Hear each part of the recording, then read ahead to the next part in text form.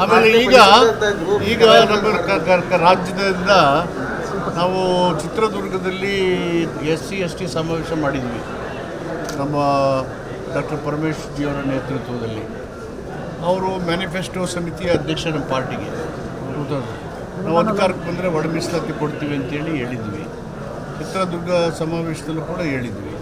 ಅಧಿಕಾರಕ್ಕೆ ಬಂದ ಮೇಲೆ ನಾವು ಕ್ಯಾಬಿನೆಟಲ್ಲಿ ನಮ್ಮ ಮಲ್ಲಣ್ಣ, ನಾವು ಮುಖ್ಯಮಂತ್ರಿಗಳು, ಪರಮೇಶ್ ಜಿಯವರು, ಮುನಿಯಪ್ಪದವರೆಲ್ಲ ಸೇರಿ ಮೀಸಲಾತಿ ಕೊಡಬೇಕು, ಒಳ ಮೀಸಲಾತಿ ಅಂತೇಳಿ ಕೇಂದ್ರ ಸರ್ಕಾರಕ್ಕೆ ರೆಕಮೆಂಡ್ ಮಾಡಿದ್ವಿ. 1920ರಲ್ಲಿ ಕಾಂಗ್ರೆಸ್ ಸರ್ಕಾರ ಒಳ ಮೀಸಲಾತಿಗೆ ಸದಾಶಿವ ಆಯೋಗನ ರಚನೆ ಮಾಡಿತ್ತು. 1992ನಲ್ಲಿ ಕಾಂಗ್ರೆಸ್ ಸರ್ಕಾರದಲ್ಲಿ. BJP ಸರ್ಕಾರದಲ್ಲಿ ಕೇಂದ್ರದಲ್ಲಿ ಇಲ್ಲಿ ಸಮಾಜ ಕಲ್ಯಾಣ ಮಂತ್ರಿಯಾಗಿ ನಾರಾಯಣಸ್ವಾಮಿಯವರು ಆಗಿದ್ದರು. BJP ಸರ್ಕಾರದಲ್ಲಿ ಗೋವಿಂದ ಕಾರಜೋಳವರು ಸೋಷಿಯಲ್ ವೆಲ್ಫೇರ್ ಮಿನಿಸ್ಟರ್ ಆಗಿದ್ದರು.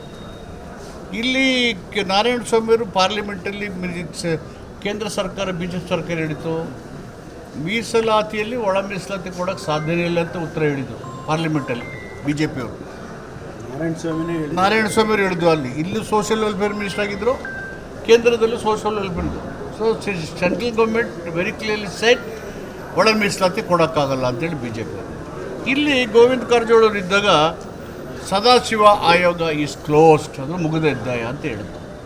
ಸೊ ಈಗ ನಾವು ಕೊಡ್ತೀವಿ ಅಂತೇಳಿ ಒಪ್ಪಿ ಕೇಂದ್ರ ಸರ್ಕಾರ ರೆಕಮೆಂಡ್ ಮಾಡಿದ್ವಿ. ಸುಪ್ರೀಂ ಕೋರ್ಟು ಒಳ ಮೀಸಲಾತಿ ವಿಷಯ ರಾಜ್ಯ ಸರ್ಕಾರದ ವಿವೇಚನೆ ಬಿಟ್ಟರು. ದೇಶದಲ್ಲಿ ಯಾವ ರಾಜ್ಯ ಸರ್ಕಾರ ಒಳ ಮೀಸಲಾತಿಗೆ ಒಪ್ಕೊಳ್ಳಿಲ್ಲ. ಹರಿಯಾಣ ಒಂದು ಸರ್ಕಾರ ಒಪ್ಪಿತು, ಕ್ಯಾಬಿನೆಟ್ ಡಿಸಿಷನ್ ಮಾಡಿ ಅದೇನೋ ಹಾಗೆ ನಿಲ್ಲಿಸಿದ್ದಾರೆ.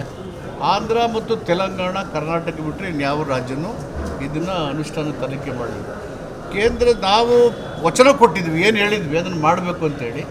ಅದಕ್ಕೆ ಪೂರಕವಾಗಿ ನಾವು ರಾಜ್ಯ ಸರ್ಕಾರ ಒಳ ಮೀಸಲಾತಿ ಸುಪ್ರೀಂ ಕೋರ್ಟಿನಲ್ಲಿ ಮಾಡ್ತೀವಿ ಅಂತ ನಾವೇ ಹೇಳಿದಂಥದ್ದನ್ನು ಮಾಡ್ತೀವಿ ಅಂತ ಒಪ್ಪಿ ನಾವು ಜಸ್ಟಿಸ್ ನಾಗಮೋಹನ್ ದಾಸ್ ಸಮಿತಿಯನ್ನು ರಚನೆ ಮಾಡಿ ಅವರು ಸಮೀಕ್ಷೆ ನಡೆಸಿ ವರದಿಯನ್ನು ಸಿದ್ಧ ಮಾಡಿದ್ದಾರೆ.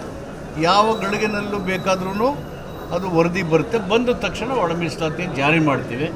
ಇದಕ್ಕೆ ಯಾವ ಜನ BJPಯವರು ಮೀಸಲಾತಿ ಒಳ ಮೀಸಲಾತಿ ವಿರುದ್ಧವಾಗಿದ್ದಾರೆ, ಸಾಮಾಜಿಕ ನ್ಯಾಯಕ್ಕೆ ವಿರುದ್ಧವಾಗಿದ್ದಾರೆ, ತಾವೇ ಅಧಿಕಾರದಲ್ಲಿದ್ದಾಗ ಮಾಡದೇ ಇರೋರು, ತಾವೇ ಕೇಂದ್ರದಿಂದ ಕೊಡೋಕ್ಕಾಗಲ್ಲ ಅಂತ ಪಾರ್ಲಿಮೆಂಟ್ ಉತ್ತರ ಹೇಳಿದವರು, ಈಗ ನಾವು ರಾಜಕೀಯ ಮಾಡೋಕ್ಕೆ ಧರಣಿ ಮಾಡ್ತೀವಿ, ನಾವು ಹೋರಾಟ ಮಾಡ್ತೀವಿ ಅಂತ ಹೇಳ್ತಿರ್ತಕ್ಕಂಥ ಒಂದು ವಿಪರ್ಯಾಸ, ನಗೆಪಾಟ್ಲು ಅವರಿದ್ದಾಗ ಮಾಡಿದೆ.